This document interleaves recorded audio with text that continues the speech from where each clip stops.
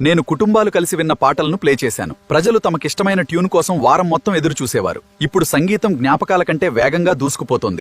నా దగ్గర ప్రపంచంలో చేసిన ప్రతి పాట ఉంది, కాని ఎవరూ నిజంగా వినట్లేదు.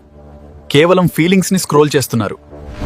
నా గీతలు లోపాలు కాదు, జ్ఞాపకాలను మోసాయి. నేను పాడటం వినడానికి ప్రజలు కూర్చునేవారు.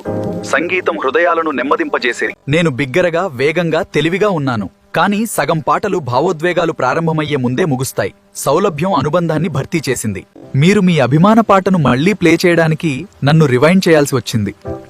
ఆ సహనం ప్రతి పాటకు ప్రాణం పోసింది. నేను తక్షణమే అంతులేని ప్లేలిస్ట్లను ఇస్తాను. అయినా ఎవరూ ఒక్క ఆల్బంను కూడా పూర్తి చేయడం లేదు.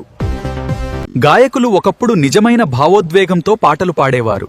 అసంపూర్ణతే పాటలను మానవీయంగా మార్చింది.